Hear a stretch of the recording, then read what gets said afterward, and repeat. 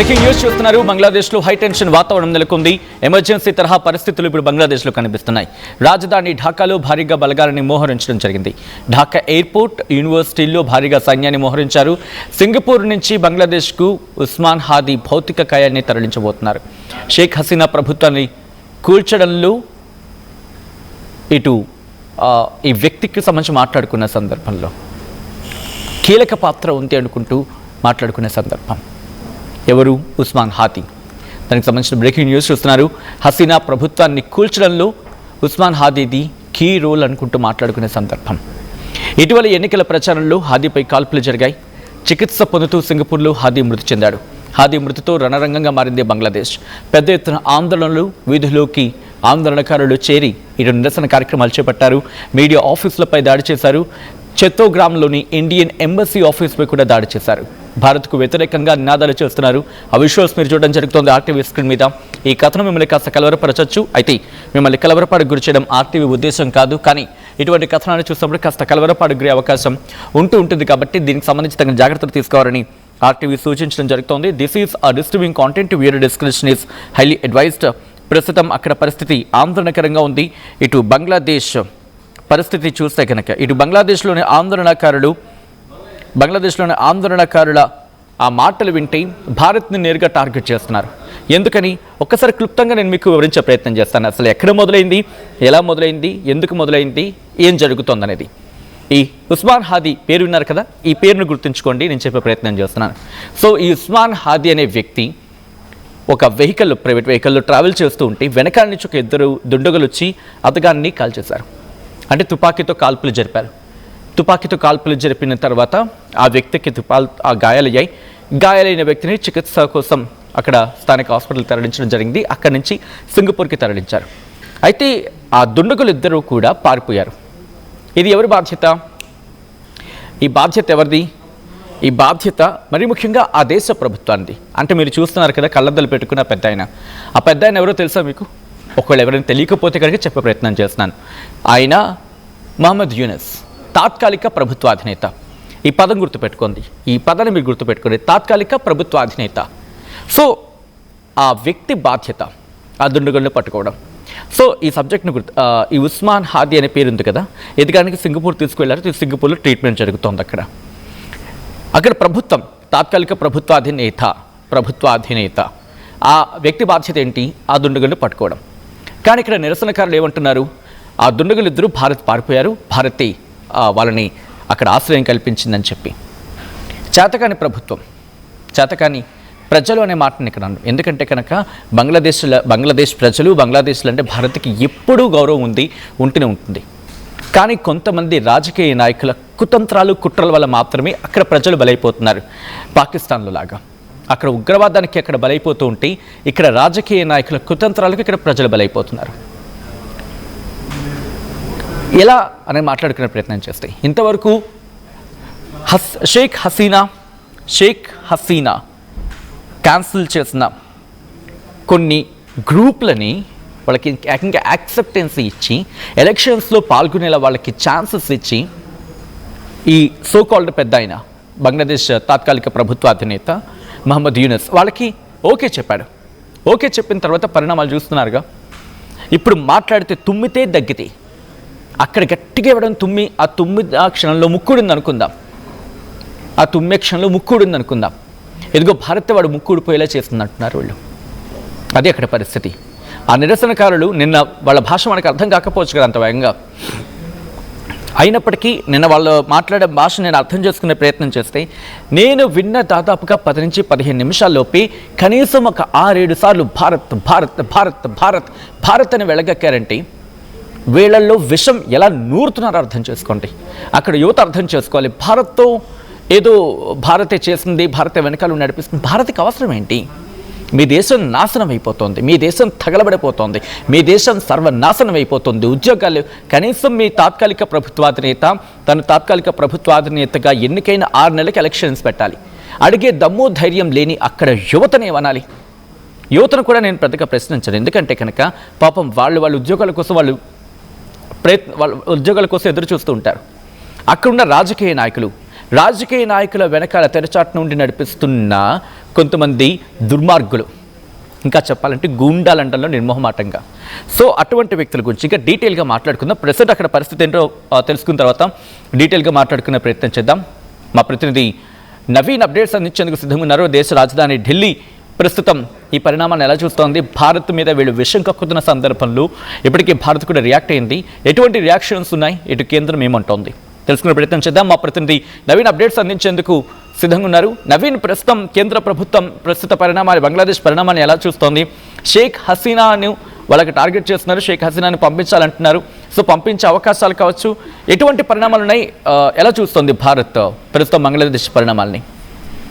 సచిన్, అంటే భారత్ కూడా ఫుల్ ఫ్లెజ్ గా ఫోకస్ లో పెట్టడం జరిగింది. ఢిల్లీలో ఉన్నటువంటి బంగ్లాదేశ్ కార్యాలయం దగ్గర కూడా హై సెక్యూరిటీ కూడా ఏర్పాటు చేసినటువంటి పరిస్థితి నెలకొంది. ఎందుకంటే బంగ్లాదేశ్ లో ఇప్పటికే హై టెన్షన్ కూడా నెలకొంది. ముఖ్యంగా అక్కడ రాజధాని ఢాకాలో పెద్ద ఎత్తున పోలీసు కూడా మోహరించారు. ఢాకా ఎయిర్పోర్ట్ తో పాటు అక్కడ ఉన్నటువంటి యూనివర్సిటీతో పాటు ఉన్నటువంటి స్కూల్స్ కూడా భారీ ఎత్తున సైన్యం కూడా చేరుకున్నటువంటి పరిస్థితి నెలకొంది. ఎందుకంటే రీసెంట్ గా హాదీ మృతి చెందడము, ఆసుపత్రిలో చికిత్స పొందుతూ మృతి చెందడము, హాదీ భౌతికాయాన్ని సింగపూర్ నుంచి బంగ్లాదేశ్ కి తీసుకొస్తున్నటువంటి పరిస్థితులు నెలకొన్నాయి. కాబట్టి ఇంకా ఉద్రిక్తమైనటువంటి పరిణామాలు కూడా చోటు చేసుకున్నట్టు మనకి స్పష్టంగా అర్థమవుతుంది. మెయిన్ గా బంగ్లాదేశ్ కూడా మొదటి నుంచి భారత్ ని టార్గెట్ చేస్తూ అనేక ఆరోపణలు కూడా చేస్తున్నటువంటి పరిస్థితి నెలకొంది. ఎందుకంటే ఇటీవలే షేక్ హసీనా సంబంధించినటువంటి అంశాలు కావచ్చు, బంగ్లాదేశ్ చేసినటువంటి ఆరోపణలు కూడా చాలా తీవ్రంగా, చాలా సీరియస్ గానే భారత ప్రభుత్వం కూడా తీసుకోవడం జరిగింది. దాన్ని తిప్పికొట్టేటువంటి ప్రయత్నాలు కూడా భారత్ కూడా చెప్పడం జరిగింది. కానీ ఈ రోజు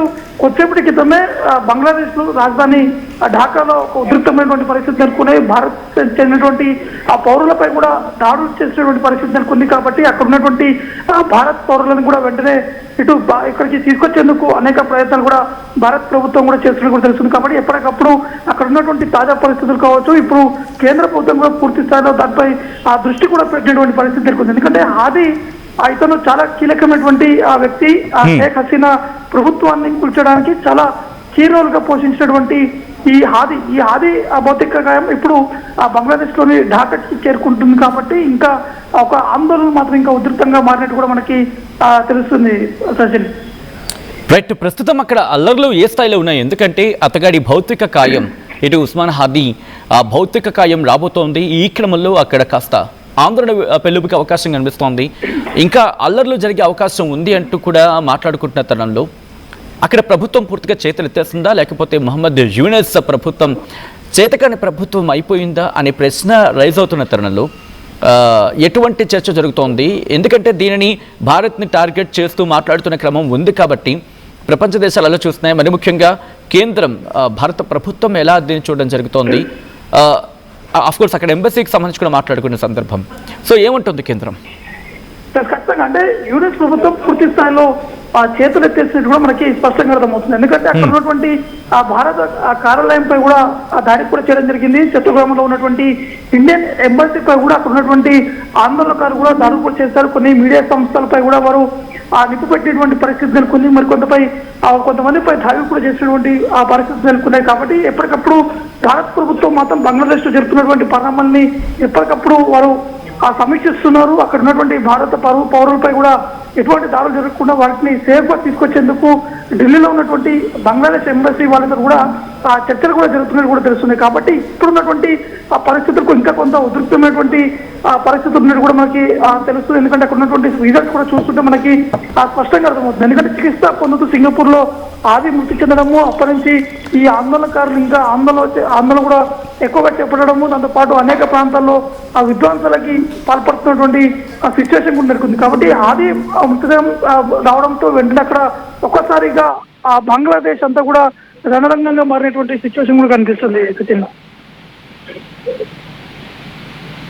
అప్డేట్ ఐ రిక్వెస్ట్ ఒకసారి మీ లైన్లో ఉండే ప్రయత్నం చేయండి. ఎందుకంటే ప్రస్తుతం పరిణామాలను ఎలా చూడడం జరుగుతున్న అంశానికి సంబంధించి మాట్లాడుకుంటున్న క్రమం ఉంది కాబట్టి సో ఇక్కడ ఈ ఇంపాక్ట్, ఎందుకంటే వాళ్ళు ఆల్రెడీ బెదిరించిన సందర్భం ఉంది.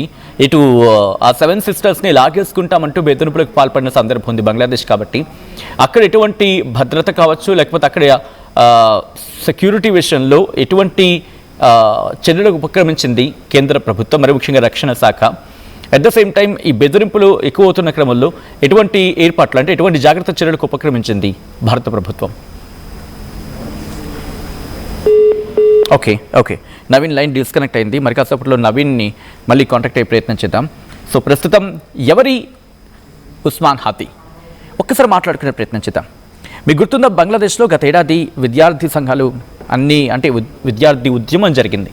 షేక్ హసీనా బయటకు వచ్చడానికి కారణమైంది. అయితే ఆ ఉద్యమాల్లో పాల్గొన్న ఒక స్టూడెంట్ లీడర్ షరీఫ్ ఉస్మాన్ హాదీ, అతగాడు కొద్ది రోజుల క్రితం జరిగిన కాల్పుల్లో గాయపడ్డాడు. ఈరోజు కొద్ది గంటల క్రితం మరణించాడు. అంటే నిన్న రాత్రి మరణించినట్టుగా తెలుస్తోంది.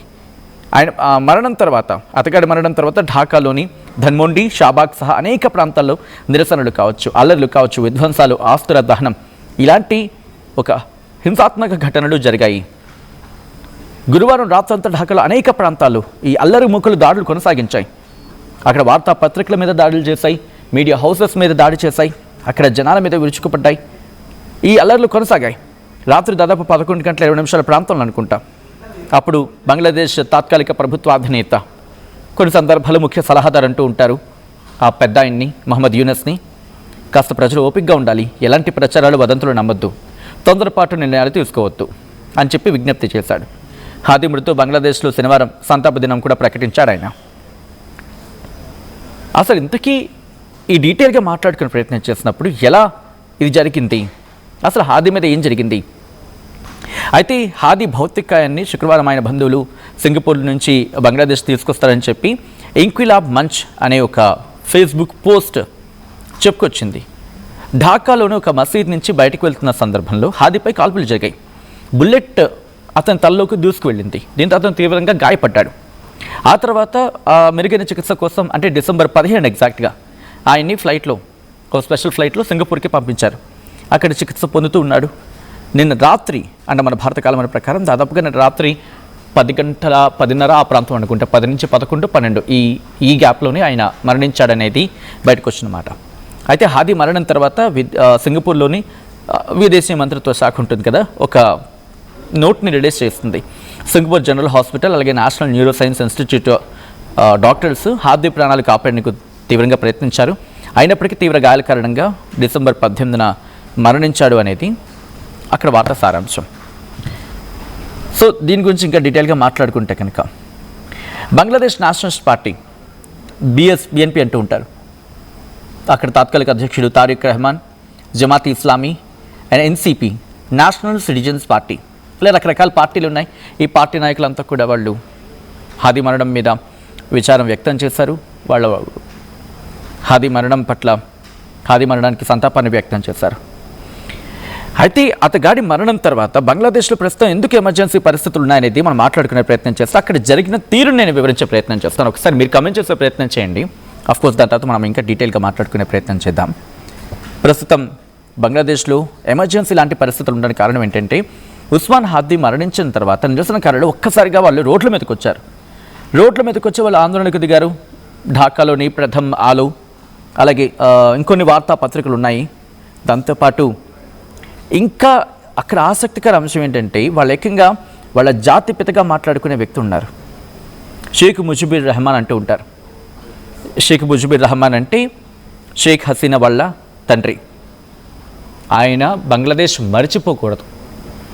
అలాంటి వ్యక్తులను ఈరోజు వాళ్ళ ఇంటిని ధ్వంసం చేసేంతలా వచ్చారంటే అర్థం చేసుకోవచ్చు. కంటిన్యూ చేస్తాను. ఇంకా ధన్మండ్లోని ఒక ప్రాంతంలో షేక్ ముజిబుర్ రెహమాన్ ఇల్లు ఉంటుంది. చాయ్నాథ్ సంస్కృతి భవనంపై కూడా అక్కడ వాళ్ళు దాడి చేశారు. అక్కడే కాదు, చిట్టగాంగ్, రాజ్షాహి ఇలా అనేక ప్రాంతాల్లో వాళ్ళు దాడులు జరిపారు.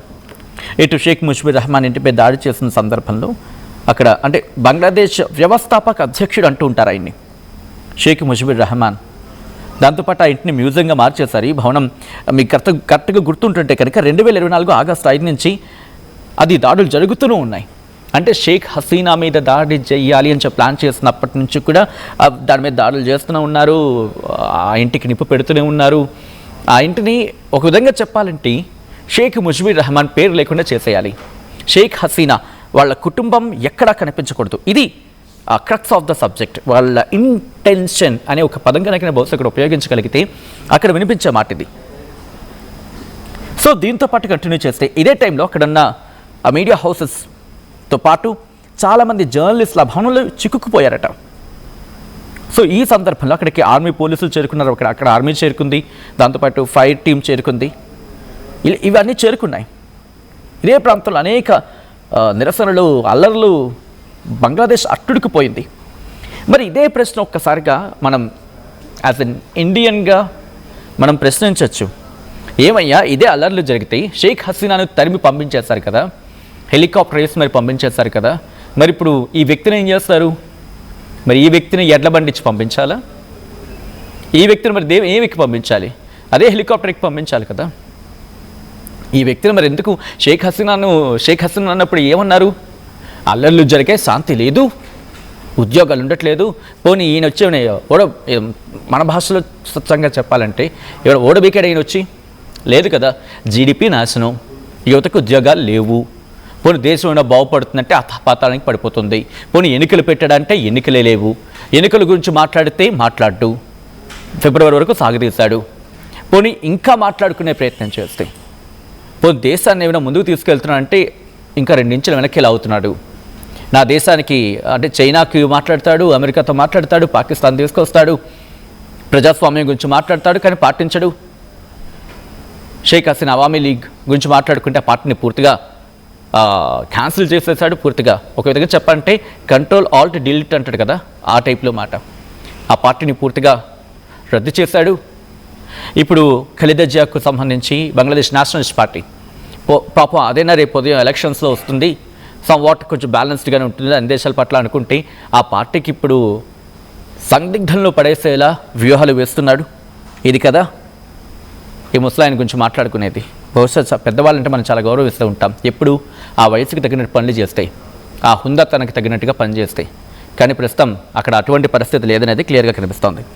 ఎందుకు ఇంత మాట అంటున్నావు సచిన్, ఇండియన్ కదా బహుశా అనొచ్చు అని చెప్పి, నేను ఇంకో ఘటన నేను మీకు చెప్పే ప్రయత్నం చేస్తాను. నేను చెప్పిన తర్వాత నిజంగా నా టోన్ మీకు సెట్ అవునా కాదని మీకే అర్థమైపోతుంది. ఎందుకంటే కొద్ది రోజుల క్రితం నేను చెప్పాను కదా, వీడి మీద అంటే ఈ హాదీ మీద, ఉస్మాన్ హాదీ మీద, ఇతగాడి మీద కాల్పులు జరిపారు. కాల్పులు జరిపిన వ్యక్తిని పట్టుకోక చేతకాని ప్రభుత్వం వాళ్ళ దేశం నుంచి పారిపోయేంత వరకు ఏం చేస్తోంది అనే ప్రశ్న సంధిస్తే ఈ ముసలోడు నోటి నుంచి మాటలు లేవు. భారత్కి పారిపోయారు, ఇదే అక్కడ నిరసనకారులు, అక్కడ ఆందోళనకారులు, అరే కాదురా భారత్కి పారిపోలేదురా, ఒకవేళ పారిపోతే కనుక మనం అడుగుదాం, మాట్లాడదాం, ఆ దేశం కూడా సపోర్ట్ చేస్తుంది, బికాజ్ మన మధ్య ఆ సయోధ్య ఉంది అని చెప్పాలి కదా. ఈ ముసలాయన మాట్లాడు, he want to take an advantage అనేది ఇక్కడ వినిపిస్తున్నమాట. జరిగే ప్రతి గోల, ప్రతి అల్లర్ని అడ్వాంటేజ్ తీసుకోవాలనేది. So coming back to the subjective, ఎందుకు ఈ మాటని ఇంత నేను నొక్కి ఒక్కానిస్తున్నానంటే, చిట్టగాంగ్లోని అనేక చోట్ల నిరసనలు జరిగాయి కదా. భారత్ అసిస్టెంట్ హై కమిషనర్ నివాసం ముందు పెద్ద సంఖ్యలో కూడా జనం గుమిగూడారు కదా. ఆ గుంపు హై కమిషన్ పై రాళ్ళు రువ్వింది కదా. ఇది మనం చెప్తున్న మాట కాదు, వాళ్ళే చెప్తున్న మాట అక్కడ. దాంతోపాటు అవామీ లీగ్ గవర్నమెంట్కి సంబంధించి అక్కడ అంటే అవామీ లీగ్ ప్రభుత్వం ఉన్న సందర్భంలో అప్పుడు విద్యాశాఖ మంత్రి మొహబిల్ హసన్ చౌదరి నౌఫెల్ ఆయన ఇంటిని కూడా కూల్చేసి పూర్తిగా ధ్వంసం చేసేశారు, నిప్పంటించేశారు. మరి ఇది మహమ్మద్ యూనస్ కంటికి కనిపించట్లేదా? 2024లో ఇదే ముసలోడు కదా, విద్యార్థులకు ఉద్యోగాలు లేవు, దేశం నాశనం అయిపోతోంది, అట్టుడుకుపోతుందని చెప్పి ఈ యువతంతా కలిసి తెచ్చి పెట్టుకున్నారు కదా. బహుశా అంటూ ఉంటారు కదా, చేసిన పాపం ఉట్టిన పోదని చెప్పి. బహుశా ఈరోజు అదే రిఫ్లెక్ట్ అవుతుంది అనుకుంటా. మహమ్మద్ యూనస్ అనే వ్యక్తి ఆ దేశానికి ఏమీ చేయకపోగా ఆ ఉన్న దేశాన్ని ఇంకా భ్రష్టు పట్టించేస్తున్నాడు. ఎన్నికలు, ఒక వ్యక్తి సాధారణంగా తాత్కాలిక ప్రభుత్వం అంటే ఏంటి?